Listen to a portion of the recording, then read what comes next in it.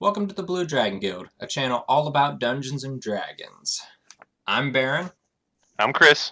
In this video, we are talking about the latest Unearthed Arcana. So let's get started. Alright, in this Unearthed Arcana, there were 3 subclasses released, and these are actually revisions of previous subclasses that we had seen. They are the Phantom, the Genie, and Order of Scribes. The Phantom was a rogue subclass formerly called the Revived.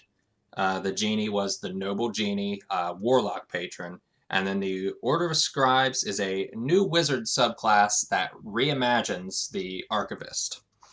So remember, you can choose to use this or not, as with all Unearthed Arcana release. This is playtest material according to Wizards and so use it as you like or not. That is totally up to you. But by doing so, they get an idea from the feedback, and eventually these will end up in books potentially, or even in other supplements and more revisions in core books. Yeah, they release a survey. I think it's usually about the next week after they release the Unearthed Arcana. You can go in, fill out that survey, and let them know what you liked, what you didn't like. It really helps them out with developing this, and if you think about it, you're playtesting for D&D, so it's a win-win all around. So Exactly. I like to think of it, like you said, as playtesting D&D. You are making the material that you want to see. Yep. And it becomes canon. All right, jumping right in, we've got first up the Rogue subclass of the Phantom.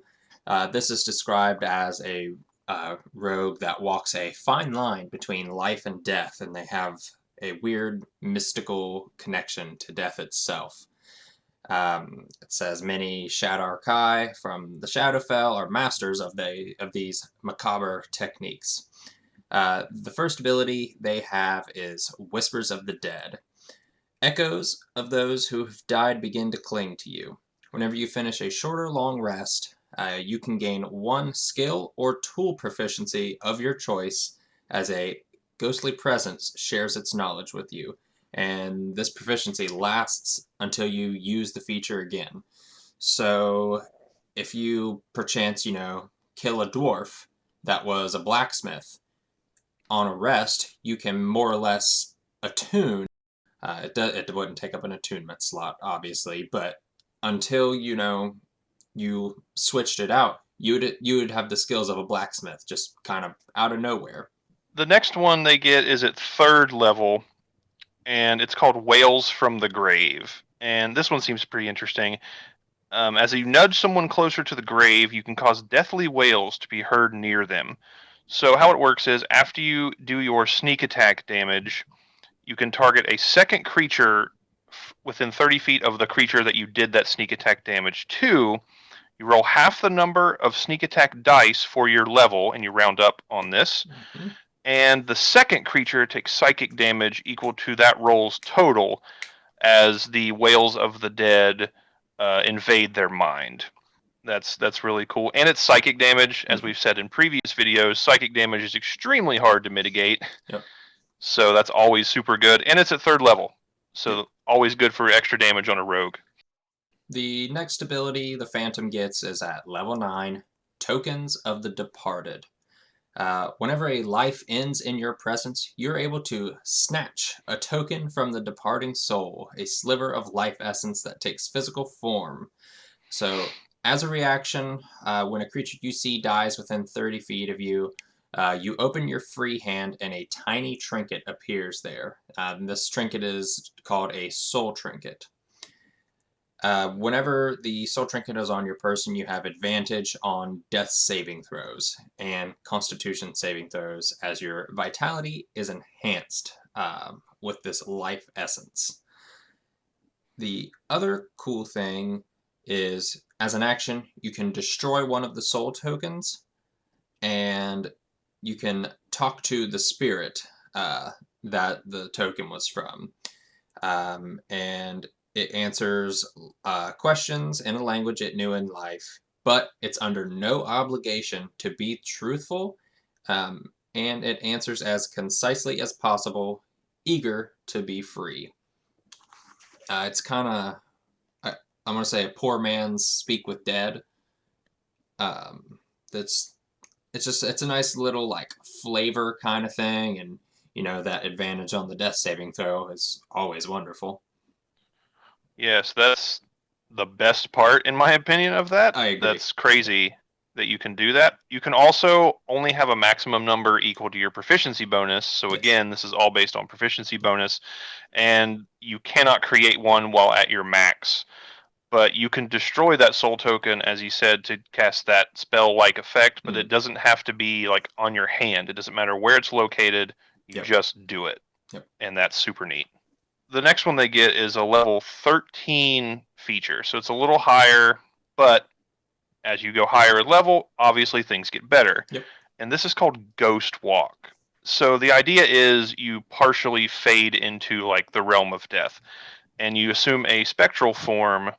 You get a flying speed of 10 feet, and you can hover during this.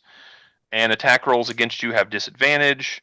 You can move through creatures and objects as if they were difficult terrain, similar to a ghost in the monster manual. However, if you end your turn inside one of these objects or creatures, you will take a d10 force damage.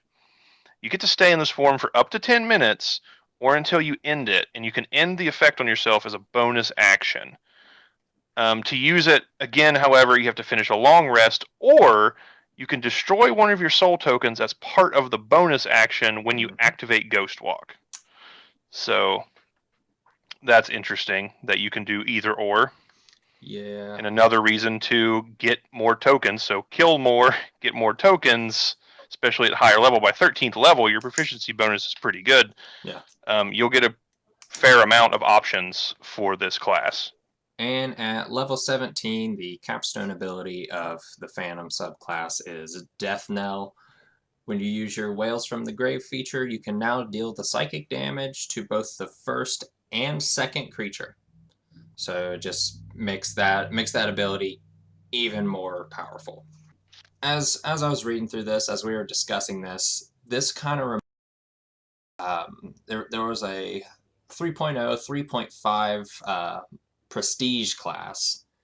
I For some reason I want to say it was called the Ghostface Killer.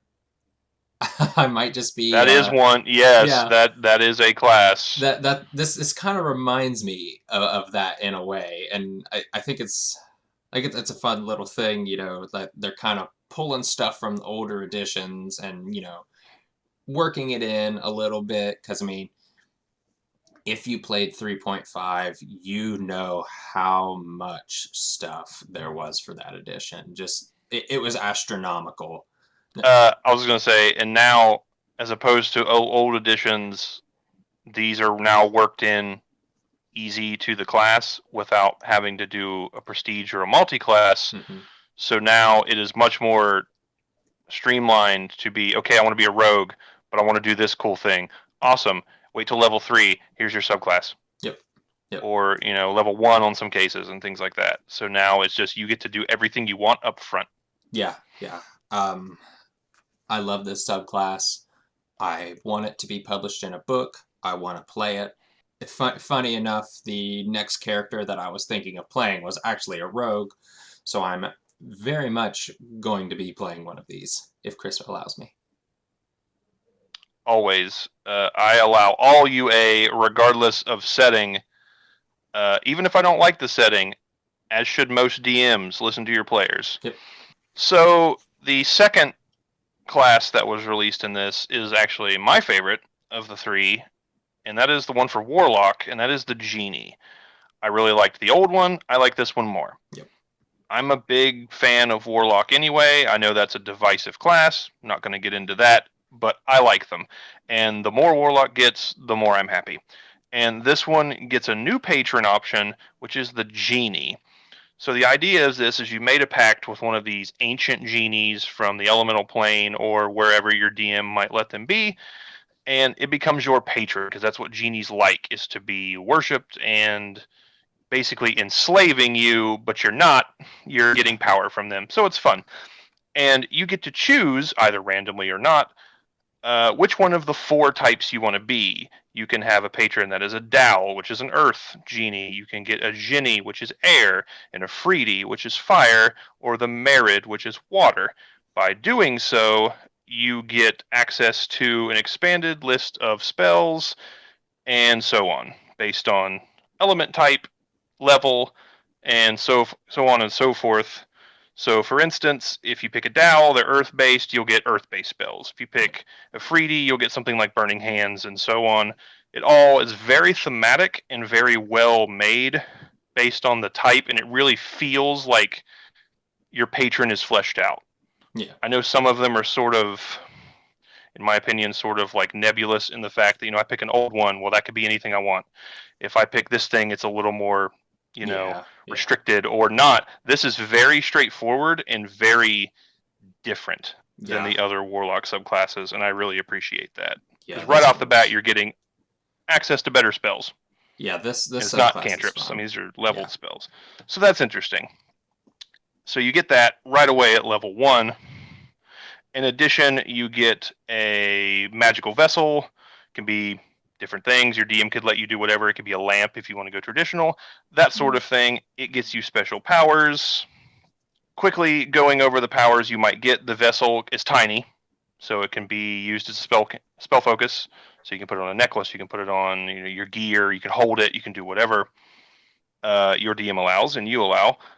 As long as you're touching it, you can basically take an action to go inside it, and it becomes an extra dimensional space in the same shape as that vessel. So that's super cool. It's comfortable. It's just you inside it. You can put gear in it and store it. You can come back out of it. If it gets destroyed, you automatically come back out, and so on. But you can just jump in it. You can rest in there. You can do a lot. You can use a bonus action to leave it, but anything inside it will stay. So if you leave any gear, it's inside. Also, once during each of your turns, when you're hit with an attack roll, you can deal extra damage to the target equal to your proficiency bonus. Once again, these are all proficiency bonus based, which is really interesting. And the type of damage is determined by your patron. So it's anywhere from thunder, fire, cold, or bludgeoning. And that's just for touching it. So you're holding onto this thing, somebody hits you, or you hit them, sorry, you can deal extra damage. So again, Warlocks are really good at dealing damage. Now it's a different damage type. Types are sort of combined. So that's really interesting. And of course, your vessel has an AC, but it equals your spell save DC. So the more higher level you get, the tougher it is for them to destroy your vessel. However, if you lose it, or forget it in a dungeon, or it gets destroyed, you can get another one by doing a 1-hour ceremony to get a replacement from your patron, and it can be done during a short rest. The interesting thing to me is when you die, your vessel is destroyed in a flare of elemental power. So that guy can't take it, and your party can't take it. Yep. So it's for you only, which is another fun little flavor thing and makes sense for the Warlock to have. This is fun. The cool thing with that Genie's Wrath is, I mean, like, it says when you hit with an attack roll. So that does include spell attacks. Which I think some people think it doesn't, but unless it specifically says, like, melee attack. It just says with an attack roll, spell attack roll is an attack roll, so. Right, and you're getting, most Warlock spells do a whole host of different damage types, mostly force, but you do that with a cantrip, and now you can do extra damage with a different elemental type, and that might be the thing that weakens the enemy. Yep. So very, very cool. And that's all at level 1. Yeah. You get this as soon as you get your otherworldly patron, so it only goes up from there. Yeah. At level 6, the Genie Warlock gets Elemental Gift. You begin to take on characteristics of your patron's kind. You now have a resistance to a damage type determined by your patron, either bludgeoning, thunder, fire, or cold. In addition, as a bonus action, you can give yourself a flying speed of 30 feet that lasts for 10 minutes, during which you can hover.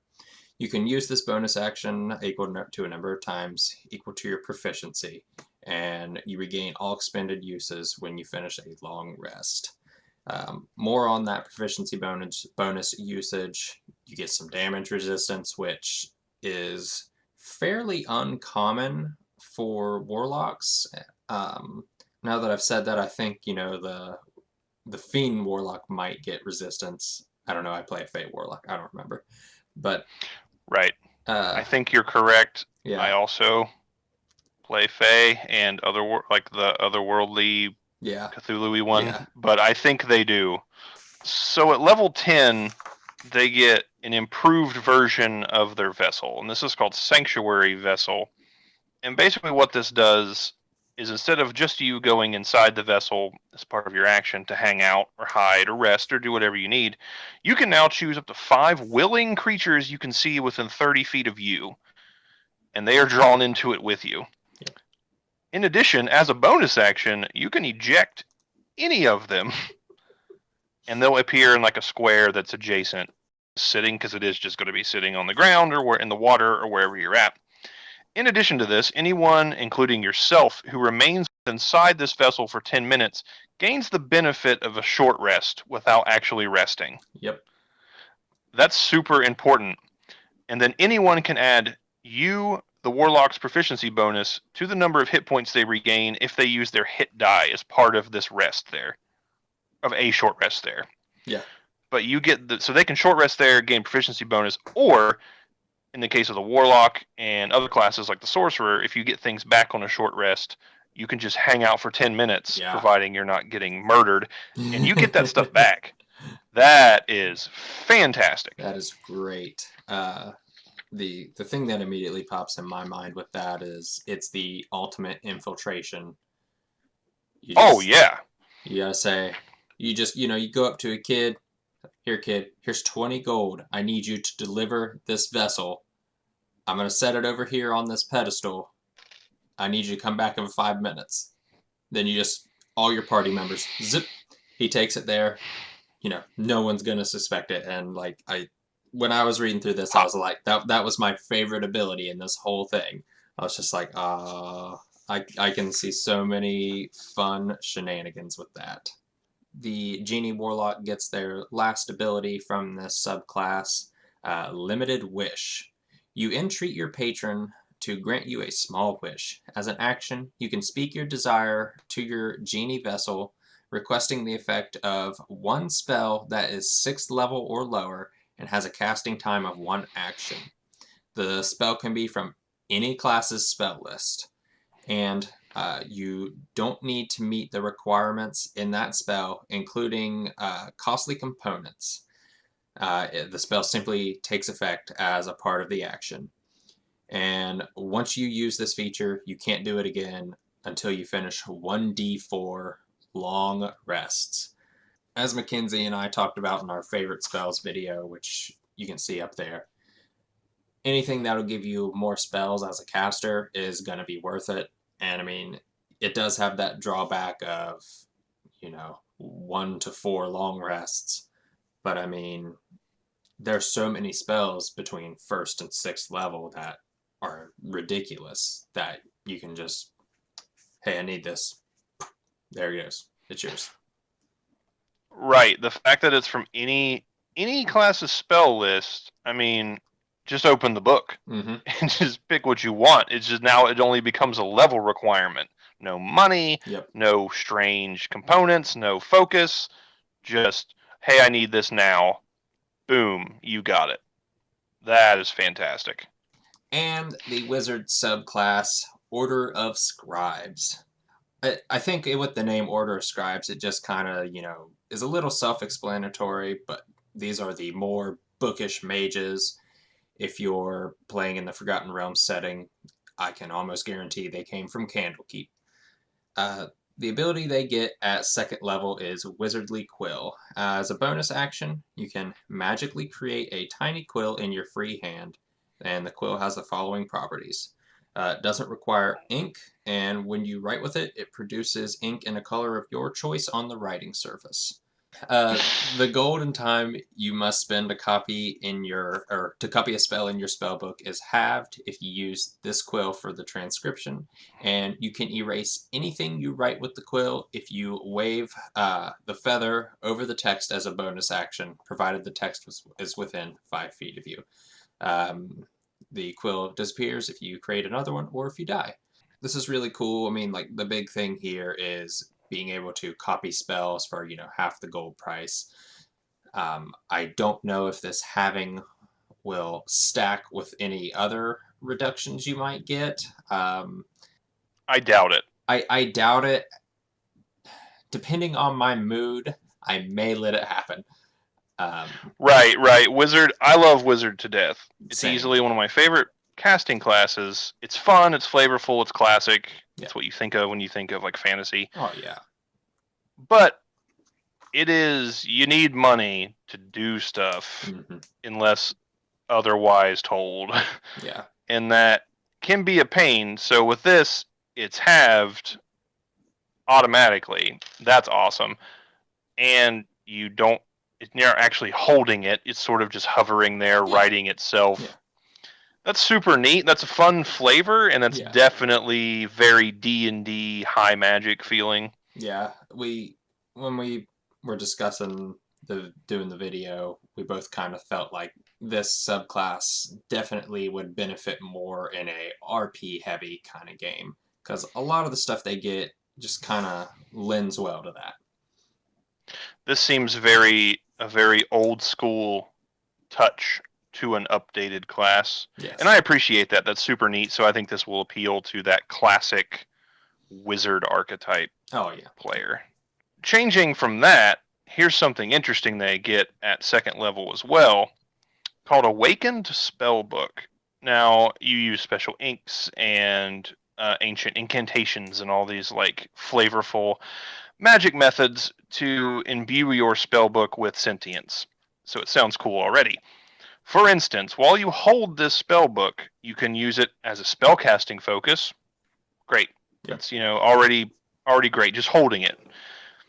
When you cast a wizard spell with a spell slot, you can temporarily replace its damage type with the damage type of another spell in that book. So if you want to, you find out a monster is weak to something, and you have what it's weak to, but you don't want to blow the spell slot for that power, you can just do this, cast the spell like Fireball or something if you wanted. Well, now it's electric. Yeah. That's super cool. That's exactly I like that a lot. And yeah, right. When you do a ritual spell, you can use the spell's normal casting time rather than the added 10 minutes. Once you use this, however, you can't do it again until after a long rest, but who cares? Yeah. That is awesome. So you can cast ritual spells for free, basically an action. For fun. Yeah. Now, pretty much. For fun. That's really cool. If necessary, you can replace the book over the course of a short rest by using your wizardly quill that you got at the beginning to write sigils in any blank book that you may own, to which you are attuned. You can also do it to a spell book. So you can just pick up a notebook off the ground, essentially, and do this. Or you can find another wizard spell book, and it looks cooler than yours, or you just want it. You can now copy over all those spells. Yeah. That's super neat.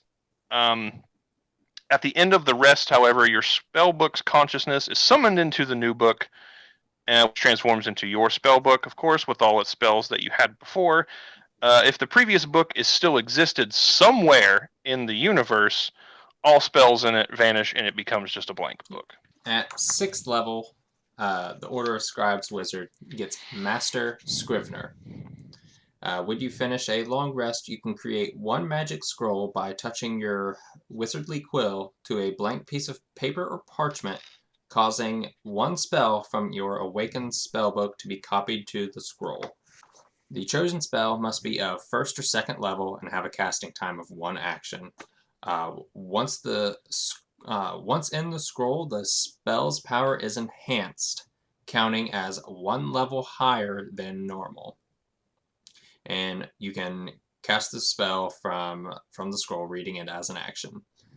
The scroll is unintelligible to anyone else, and the spell vanishes from the scroll when you cast it or when you finish another long rest. You are also adept at crafting spell scrolls, which is described in Chapter 7 of the Dungeon Master's Guide. I think this is a fun little thing that you can do to prepare for the next day.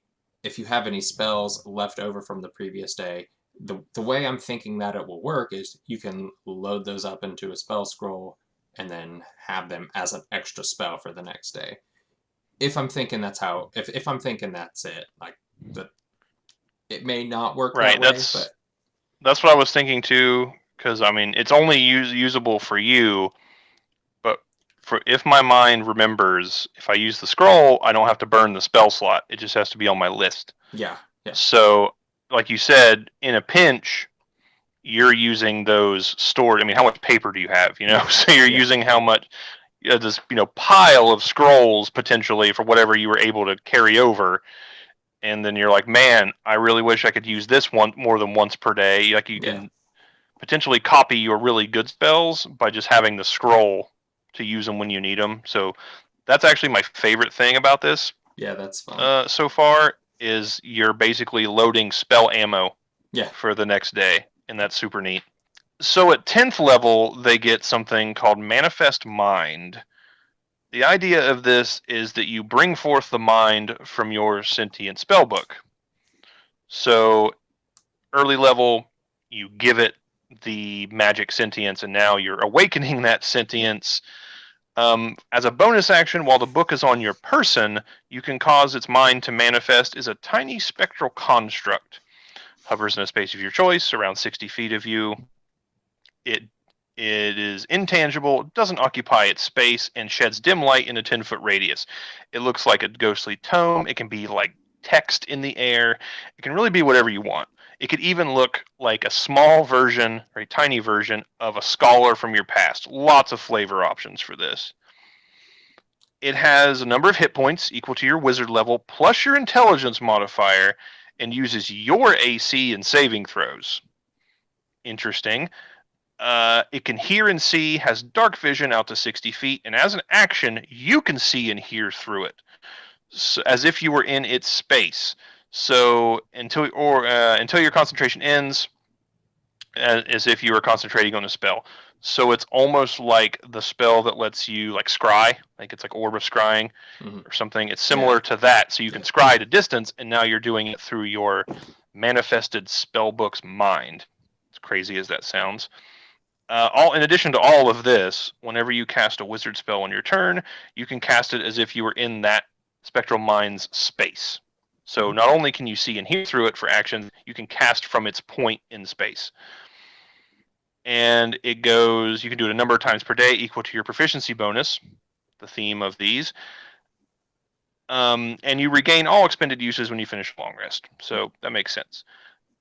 On top of, there's more. As a bonus action, you can cause the spectral mind to hover up to 30 feet to an unoccupied space that you or it can see. So basically, it's getting a 90-foot range. yeah, The spectral mind stops manifesting if it ever has more than 300 feet away from you, if it drops to 0 hit points, if you die, or you can just dismiss it as a bonus action when you don't need it anymore. Interesting. Feels a little different than the it's rest of the wizard class. It's it's kind of definitely wacky. different. But that being said, you could just send it out and spy on people. Yeah, And you're like, oh man, I'm not quite in range to cast this spell, but the tome is. yeah. Bam. I mean, And you could, and I'm thinking dangerous spells, fireball again, sphere of like flaming sphere. Like everybody stay back. I'm going to do this at range that I yeah, shouldn't be able to do. yeah. This it That's reminds really me. cool. It reminds me of the Echo Knight from the Wild Mount book. That with the place swapping and that kind of stuff. I like it. Yeah, it's very. This seems to be like the combat feature Yeah, of this class more so than the scrying part. That's awesome, and I like that kind of stuff. But this seems extremely useful since wizards can be a little soft. And at level 14, they get their final Scribes ability, One with the Word. Your connection to your awakened spellbook has become so profound that your soul has become entwined with it. While you are holding the book and its spectral mind is manifest, you can take an action to cause the two of you to teleport, swapping places. You can teleport in this way a number of times equal to your proficiency bonus, and you regain all expended uses on a long rest. Moreover, if you die, but at least one spell remains in your awakened spellbook, you can return to life 1 minute later within 5 feet of the book. You revive with 1 hit point, then you roll 3d6. The book loses spells of your choice that have a combined spell level equal to that roll or higher. And thereafter, you are incapable of casting those lost spells, even if you find them on a scroll or in another spell book. The only way to restore your ability to cast one of these spells is through the Wish spell, which can restore 1 spell to the book per casting. Per casting. Per casting. That is awful. So this is basically your phylactery. You are almost a lich with this ability, although it does cost you your spells, which... Man. I like this so much. Yeah. It's terrible and it's tragic. But the idea of, I mean, you're 14th level, so you've had a good life. But the idea of I've died at the cost of my spells, I come back, and now for hereafter, everything I find that lost, you get to choose which spells go away based on the roll. It could be 1 level 9 spell if you roll high. Not a big deal. But that might be like the crux of your thing. Yeah. It could be a lot of low-level stuff that's super common until you need it. And you're like, well, I can't cast Cure Wounds anymore. Or whatever it may be, you know. Magic Missile. Gone. Gone. Mage Armor. Gone. I mean, whatever. But Magic Missile would be devastating. Yeah. But you do what you got to do. But just the fact that, like, for character development, your person is basically forever scarred and be like, but you're a wizard, you should know this. Well, I died, and now I am cursed, basically, that I can never know this again. And how many times are you going to find somebody that can catch Wish more than once in, like, the same year or ever? Yeah. Like, that is ridiculous, but I'm really glad they put that in there because it just seems fun, and you got to really want to play this. Yeah. And now I do for that. Yeah. This One with the Word ability gives me the idea for a potential storyline, a quest that you could send your players on if this was an NPC that they were interacting with. There's been rumors of a Ring of 3 Wishes somewhere out in the world. So this wizard is paying the party more money than they could ever imagine to go and find one of those rings, or multiple, depending on how generous you want to be with it. Which, I mean, you know, a lot of the times, you know, the party, if they're like, well, we got a Ring of 3 Wishes, why don't we just keep it? But I mean, it comes down to, I guess, really how much they're being paid. I mean, like, I guess if it's, you know, it's like, I'm paying you more gold than you could ever need in your life, and, you know, I'm giving you all of this property, all of this real estate that I have, my entire estate, it's yours. I just want that ring. That's it. I need my spells. I just need Magic Missile back. Yeah, I want it. But that, yeah, I just thought this was cool. And like I said, if you, as a player, you should really want to play this. It seems boring. It does. And we discussed it seems boring. But in the right setting, in the right world, and as you said, Forgotten Realms totally makes sense. Yeah. So if you're playing one of those kind of games, do it. It's going to work. It's going to feel right. You're probably going to encounter other ones. Yeah. So if you're as a DM, you're like, I kind of need that kind of classic wizard NPC. Well, now you have the stats for it. Yep. And it makes sense. And if you're not and you just want to do something weird, here you go. I don't know if this will stick around, but it's already had one incarnation and now it has this. Yeah. I feel it's going to end up in a book. I agree All with of these that. will. I agree with that. So let us know down in the comments below what you think of these 3 subclasses. Do you like them? Do you hate them? Are you undecided? So just let us know, and also go over to Wizards, find the survey whenever it's up, and let them know how you feel about these subclasses, because as we said at the beginning, it greatly helps determine what is published in the future of D&D.